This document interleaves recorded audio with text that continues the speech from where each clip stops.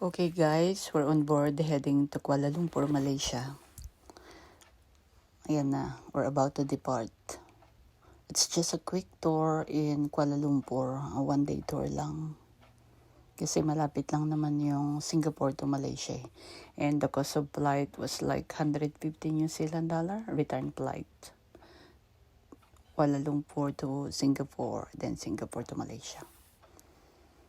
Ayan. So that's the advantage of sitting in the window. Beside the window. Ayan na po. Nasa area na kami, guys. Ayan, guys. Diba? Pag nasa tabi ka ng... Pag window seat, you can see the view. A nice view. So, ayan. One day tour lang kami. The travel flight was like 1 and 10 minutes. One way. Yun na guys.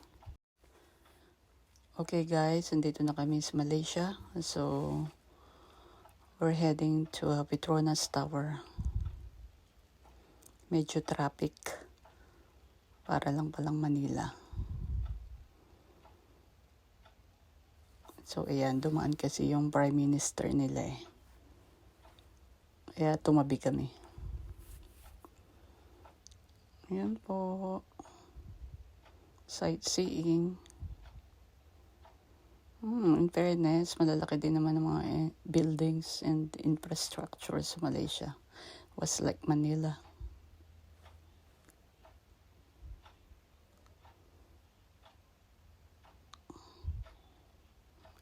So, ang biyahe guys to airport to travel time to Kuala Lumpur Airport to Petronas Tower was like 45 minutes.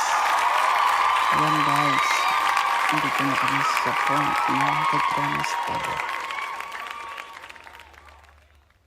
Ayan na po. Ayan po ang Petronas Tower. So actually may entrance kami. May ticket kami dyan sa loob ng Petronas Tower. Kaya lang di na siguro namin siya magagamit kasi malilate kami sa biyahe. So mahaba-haba din ng travel time to airport was like 45 minutes. And then yung tour was like 1 hour. So dito na lang kami sa labas magpi-picture taking.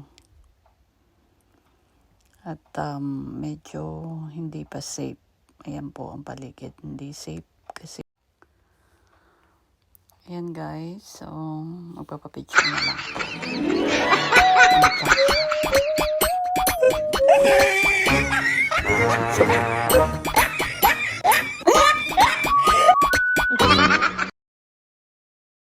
Ayan.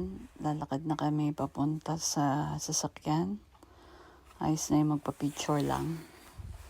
Next time around, makakabalik ulit ako dyan.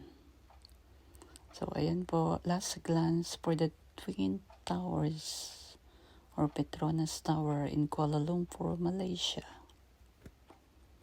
Okay guys, biyahin na kami to airport. Ayan po yung mall beside Twin Tower in Suya, KLLC. Okay guys, thanks for watching.